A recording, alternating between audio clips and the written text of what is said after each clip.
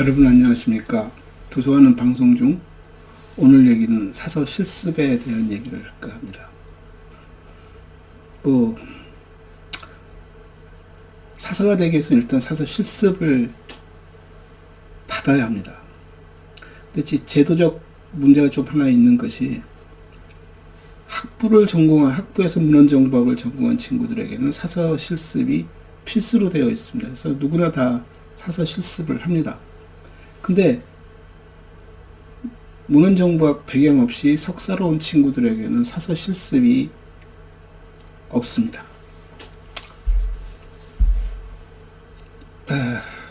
해석하기에 따른 여러 가지 얘기가 나올 수 있습니다만 아주 좀 극단적으로 조금 시니컬하게 해석하자면 사서 실습은 갈 필요가 없을 수도 있나 보다. 만약에 제게 직접 사서 실습 필요합니까? 라고 물어보면 저는 필요하다라고 말씀드리고 싶습니다. 그런데 예를 들어서 현재의 사서 실습 제도 그렇게 실습 내보내는 것을 찬성하고 그렇게 내보내시겠습니까? 그러면 저는 아닙니다 라고 답을 할 것 같습니다. 실습은 학교에서 무엇인가를 열심히 기술을 연마하고 연마된 기술이 현장에서 작동할 때 실습이라고 부릅니다. 물론 그 현장에서 그 기술을 펼칠 때는 당연히 그 뒤에 감독하실 수 있는 멘토들도 있고 지도해 줄 수 있는 사서 선생님도 당연히 있어야 한다고 봅니다. 이게 비슷한 예가 될지 모르겠습니다만 제가 한 가지 예를 들어서 말씀드리면 제가 운전면허를 미국에서 땄습니다. 저는 신체 장애가 있어서 한국에서 면허를 주지 않던 시절에 가서 면허를 땄습니다. 면허를 따려니까 제일 먼저 요구하는 것이 뭐냐면 네 차를 갖고 오라는 겁니다. 면허시험장에서 차를 제공하지 않고 직접 자기 차를 들고 오라고 합니다.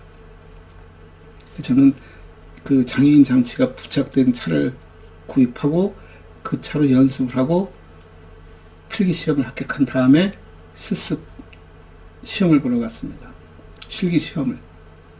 차에 대한 인스펙션, 소위 차가 제대로 생겨 먹었는지, 부품이 다 붙었는지, 작동하고 있는지, 깨진 것은 없는지 다 둘러보고 차를 옆에서 타더군요. 근데 그 옆에 타는 사람이 누구였을까요? 경찰관이었습니다. 그래서 왜 경찰관이 운전면허 시험장에 있을까? 라는 생각을 했습니다.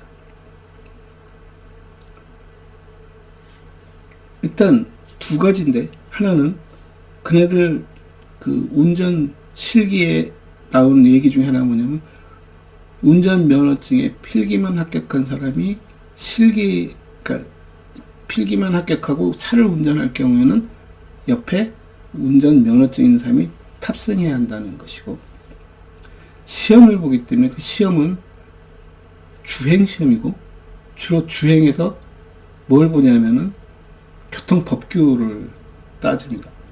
왜냐하면 한 발도 나갈 수 없는 차를 갖고 온다든가 운전을 제대로 못하는 사람이라면 실기시험을 볼 수 없겠죠. 그 얘기는 최소한 실기시험 볼 때는 운전을 할 수 있다는 얘기입니다. 차를 몰 수 있다는 얘기죠. 근데 경관이 탄 얘기는 그 운전 중에 일어난 법규 위반들에 대해서 지적할 수 있는 권한이 있는 사람이라고. 미국의 변호사들이 활동하는데 우리나라, 미국이나 변호사법 중에 뭐가 있냐면 변호 활동에 대한 얘기가 있습니다. 변호사 자격증 없이 변호 활동을 하면 위법입니다. 우리나라도 그런 것으로 알고 있습니다. 그래서 변호사의 말이 변론으로서 또는 변호업으로서 그만한 권한과 가치를 지니고 있다는 얘기죠.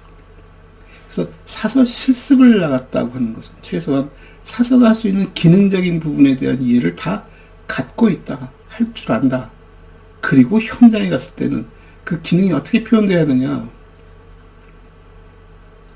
기능을 제도적, 장치적 그 공간 내에서 철저하게 그 공간에 어떻게 보면 문화, 그 공간의 어떤 규범, 규칙 것들을 따라야 한다는 것이죠. 그러니까 우리 도서관이 이렇게 해 하면 그걸 따르라는 거죠. 이렇게 해 세부 기술들은 우리가 보편적으로 다 배울 수 있지만 그것이 현장에서 펼쳐질 때는 조금씩 다 다름을 얘기하는 것이고, 다름은 그 규칙을 얘기하는 것이고, 규칙에 대해서 이해를 가져야 하는 것이 이제 실습의 모습이라고 봅니다.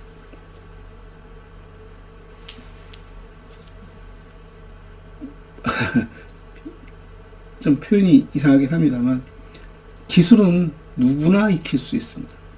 그러나 그 기술을 펼칠 수 있는 권한은 그런 자격이 부여되어야 하는 것이고, 그 자격을 부여받기 위해서 어떤 자격증이 필요하다면 그 자격 부여하는 어떤 시험, 실기의 심사도 필요한 것이, 그 심사의 공간이 실은 현장 도서관이지 않을까라고 보는 겁니다. 그래서 사설 실습이라는 실습이 갖는 의미는 학점이고, 이 학점은 검증된 방법에 의해서 통과되어야 한다는 얘기를 의미하는 것이고, 그 검증된 방법이 무엇일까 했을 때는 내가 학교에서 배운 모든 기술들, 기능들이 현장에서 제대로 작동하는지, 그리고 이 친구는 그것을 작동할 만한 배경, 쉽게 얘기하면 윤리 강령이라든가 어떤 그 사서로서 가져야 할 어떤 태도라든가 제도라든가 장치라든가에 대해서 충분히 인지하고 있는가가 전제가 되어지는 거예요. 거기에 맞게끔 잘 펼치는가를 지휘 감독하면서 평가를 한다는 얘기가 되는 것이죠. 근데 우리네 아이들이 대부분 다 현장에 갔다 와서 하는 얘기는 뭐냐면 10중 8구는 실망. 이게 사서의 일인가? 경험하지 못하고 오는 일이 대부분이고, 가서는 보고만 왔다는 것입니다. 견학이죠. 실습이기보다는. 또는 실습을 한다라도 그 실습은 굉장히 부분적이고 노동 집약적인 실습에 많이 투입된다는 것입니다. 사서의 일들이 우리가 도서관이라는 현장에서 보여지는 일이 전부라면 그게 사선가에 대한 얘기죠. 우리 스스로가 사서에 대한 인식을 전공자나 비전공자나 도서관에서 근무하는 사람이나 도서관을 이용하는 이용자들 간에 사서에 대한 전문성이 눈에 보이는 것으로 해석되어지고 눈에 보이는 것이 현장의 모습인 것처럼 설명되어지는 것이 참 불편하다는 얘기입니다. 그리고 대학에서 학생들에게 사서 실습을 내보낼 때는 검증된 아이를 내보내야 합니다. 이 친구가 무슨 과목을 들었는지조차도 안 따져지고, 그 과목이 제대로 패스가 됐는지도 안 따지고 실습을 보낸다면, 실습 현장, 제가 만약에 도서관 실습 현장에 있는 사서라면 그 친구들에게 무엇을 가르쳐 줄 수 있을까요? 처음부터 다시 설명할 수도 없는 것이고, 직접 해보라고 하기에는 진짜 아는 것이 너무 없고, 그럼 결국 보라고 하고 우리 이렇게 한다고 설명해주고 그러고 끝나겠죠. 주로 평가하는 것은 성실하게 출근하였는가, 좀 산만하지 않고 제대로 집중하면서 이렇게 사서 선생님들의 얘기를 들었는가, 뭐 그 정도지 않을까라고 봅니다.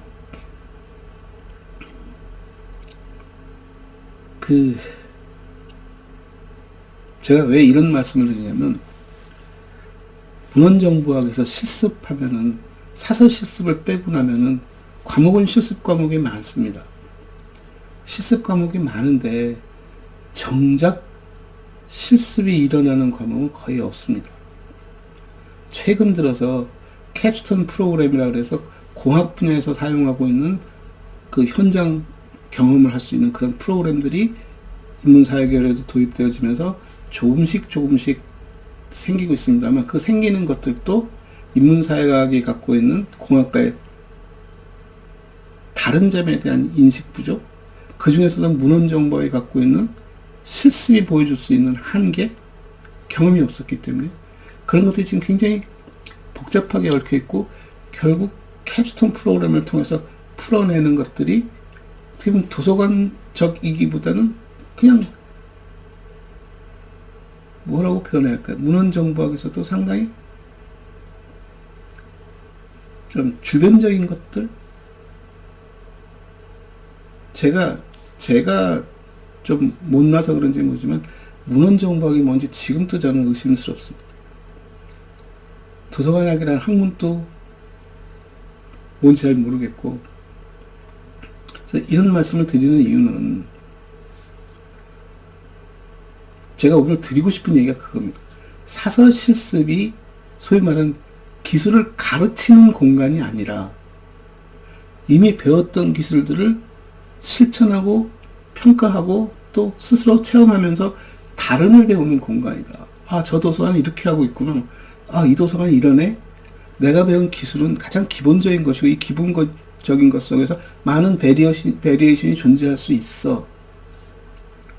를 얘기 드리는 거죠. 그래서 제가 가끔 한 번씩 예를 드는 것 중에 하나가 뭐였냐면, 학생들이 여름방학 또는 겨울방학 때 봉사활동을 나간다고 초등학교, 중고등학교에 도서관, 어떻게 보면 도서관 이렇게 잘 운영하게끔 정비해주는 그런 일들을 하러 나갑니다. 나갈 때 빠짐없이 DDC나 KDC를 찾습니다. 그래서 그걸 왜 찾니? 당연히 써야지요. 당연한 것 아닙니까? 도서관이니까. 전 그래서 도서관이 KDC나 DDC를 써야 한다라고 누가 말해줬는지 가끔 의심스러울 때도 있고, 꼭 그걸 써야만 도서관인가? 라는 생각을 갖게도 됩니다. 그래서 제가 의도적으로 물어봅니다. 장난감 도서관은 도서관이냐? 도서관이 꼭 책만을 취급하는 것이 도서관인가? 우리가 라이브러리라는 단어가 현장에서, 사회에서 어떻게 쓰이는지 가만히 들여다보면 라이브러리는 집체로 사용되고 있습니다. 집합이죠. 컴퓨터에서 사용하고 있는 프로그램, 펑션들, 기능들을 모아둔 것도 라이브러리라고 부르고 라이브러리 함수라고도 부르기도 합니다. 라이브러리는 집합체에 대한 얘기를 합니다. 마찬가지로 장난감 도서관도 장난감을 모아놨기 때문에 장난감 도서관이라고 부르는 겁니다. 도서관이라는 단어가 어떻게 구성되는지는 그냥 이건 관습적이라고 보고 오랫동안 이렇게 쓰였기 때문에 그렇게 보는 것이고, 확장성 상에서 놓고 본다면 책 이외의 것들도 집합체는 라이브러리라고 볼 수 있다라고 말하는 거죠. 그 얘기는 100% 말도 안 돼, 뭐 돼, 이런 의미가 아니라, 그런 얘기는, 이 얘기는 도서관에 갔을 때 현장에서 이 도서관은 어떤 분류 체계를 사용하고 있는지 일단 인식하는 것과 그것의 다름을 받아들이는 것이 우선해야 하는데, 처음부터 DDC나 KDC를 들고 간다는 거죠. 분류 목록 가르치는 선생님들이 굉장히 섭섭해하고 화날 얘기일 수도 있습니다만, 제가 만약에 분류 목록 교육을 한다면 학생들에게 그런 얘기를 해주고 싶습니다. 도서관의 그 다양한 분류 체계와 다양한 이해는, 분류는 수단이고, 그 수단은 이용자의 패턴에 따라서, 이용자들의 구성에 따라서 어떻게 나누어 둘까를 따지는 것이고, 그 따지는 과정의 대표적인 것 중에 하나가 DDC나 KDC고, 이것은 소위 공공도서관이나 대학도서관들이 그걸 쓰기 위해서 그들이 필요로 하는 자원들의 구성을 정리한 것이야. 마찬가지로 어린이 도서관에 가면 어린이에 맞게끔, 또는 이것이 문학도서관이 문학도서관에 맞게끔, 동네 조그만 작은 도서관에서 우리가 영화를 다루고 있다면 영화에 맞게끔 분류는 재구성할 수 있어. 분류가 1차적 배열의 기준이긴 하지만, 분류가 1차적 배열의 기준이라고 해서 그것이 절대적인 그 가치가 부여됐다는 얘기는 아니라는 것을 우리가 다 배웁니다. 그런다면 실습 과정에서 DDC나 KDC의 비중이 어디에 중점을 두고 가르쳐야 하는가에 대한 얘기죠. 현장에 가서 우리 도서관은 KDC 몇 판을 씁니다 했을 때 그 KDC 몇 판을 연습하는 작업 몇 번을 거치면 분류에 대한 이해를 가진 친구는 금방 해결해 갈 수 있습니다.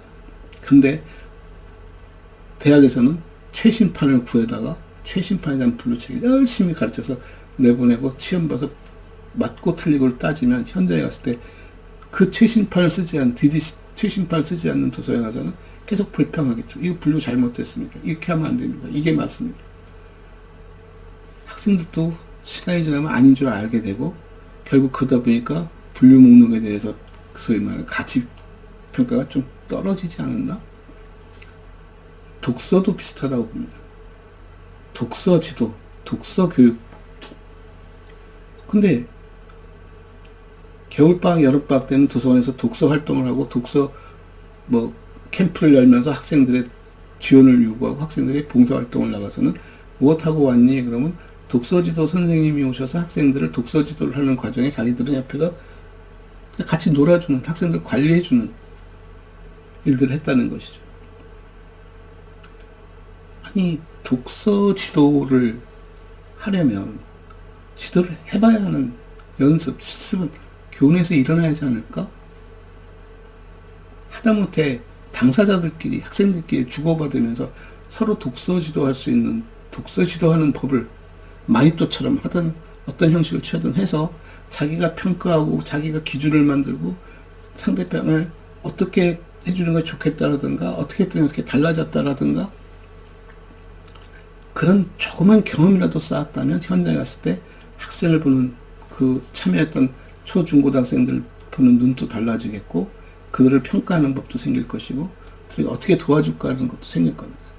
결국 그러다 보니까 독서 지도는 사서들이 굉장히 불안정한 영역이 되어버렸습니다. 저걸 내가 해야 하는가? 결국 독서 지도 전문가를 모셔옵니다. 그래서 제가 사서의 역할이 뭐냐라는 얘기를 드리는 것이고 진정 사서의 실습에서 필요한 교과목들이 뭔가를 따지는 것이죠.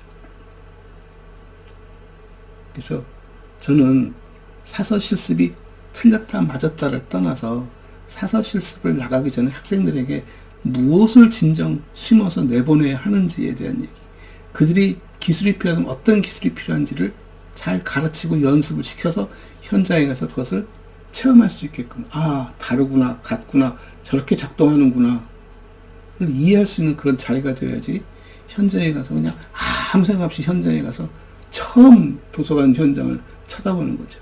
구조적으로. 자기가 도서관을 이용했지만 실제 내부에 들어서 여긴 뭐하고 여긴 뭐하고 하는 것을 처음 경험한다는 거예요. 근데 이제 제 말에 약간 모순된 말을 하나 드리자면 도서관 경영론을 들여다보면 도서관 경영론은 말 그대로 기술서적처럼 되어 있습니다. 수서 업무는 어떻게 하고 뭐는 어떻게 하고 뭐 이런 식의 정리가 되어 있죠. 근데 그걸 어떻게 보면 말로, 책으로, 문자로 이런 것들은 어느 정도는 약간 체험과 익숙함이 깔려야 하는 것들인데 그래야 비로소 뭐가 나오냐면 이게 맞아? 틀려? 왜 이렇게 해? 라는 소위 프로세스, 공정에 대한 비판이나고 공정에 대한 효율성들을 우리가 논할 수 있어야 하는데 그런 기회가 없다. 저는 그런 것들이 조금 문제가 되지 않을까? 라고 생각을 합니다. 그래서 제가 뭐 결론은 아니지만 우리가 만든 실습 과목도 우리가 무엇을 해야 하는지에 대한 얘기. 제가 지금 오늘 말씀드린 것은 사설을 도서관에 이렇게 묶어놓고 지금 얘기를 드리는 겁니다. 현실이 그러니까. 제 꿈대로 얘기하자면 훨씬 더 광범위한 얘기를 나누고 광범위한 실습을 얘기하겠지만 오늘은 도서관이라는 공간의 사서 실습에 대한 얘기를 전제로 우리가 그런 교과목들에 대한 조금 더 현실적인, 현장적인 실습이 필요하다. 그래서 분류 목록만이 도서관의 일이 아니다. 굉장히 다양한 일들이 있을 수 있고 그 다양한 일들을 체험할 수 있는 법이 필요하지 않겠냐라는 말씀을 드리는 거죠. 끝으로 제가 사족처럼 하나 말씀드려요. 제가 학생들에게 전시라든가 공연이라든가 강연이라든가 이런 것들을 학생들하고 해보려고 합니다. 그래서 처음에는 하러 가면 전혀 못하는 학생들을 붙잡고 몇 번 하고 제가 좀 앞장서서 이렇게 구회해서 하기도 하고 자기들이 기획서를 만들기도 하고 해서 결국 프로그램 하나를 운영하게끔 하는데 그게 전체 학생 중에 극히 일부인 것이고 그걸 선호하는 친구들만 몇몇 하다가 그냥 학기가 지나고 학년이 지나서 졸업하고 마는 그런 일들이 되는 거죠. 실은 이 도서관은 방송 중이라는 프로그램도 예전 학생들과 10여 년 가까이 진행해왔던 학생들 어떻게 보면 자기들 동아리 프로그램이었습니다. 방송을 통해서 도서관을 한번 도서관은 방송도 할 수 있어를 보여보자는 것인데 그게 얼마만큼 성과를 얻었는지는 저 스스로도 자신은 없습니다만 왜 제 이 말씀을 드리냐면 이런 경험을 갖지 못하고 도서관에 가서 그 도서관은 전시실이 있다면 그 전시실을 어떻게 하려고 할까요? 대부분의 학생들은 또 일부 사서들은 전시지에 있는 것을 귀찮아하기도 하고 전시지에 있으면 그냥 대관으로 씁니다. 그래서 대관 해주고 대관 관리해주고 거기에 굉장히 초점을 맞춥니다. 행정관리 쪽에. 근데 만약에 그런 전시의 경험을 갖고 어떻게 보면 졸업한 친구들은 전시를 자기가 유치할 수도 있겠죠. 이 지역사회에 어떤 사람도 있고 그 사람이 요즘 어떻더라, 저 사람을 모셔다가 전시회를 열어볼까?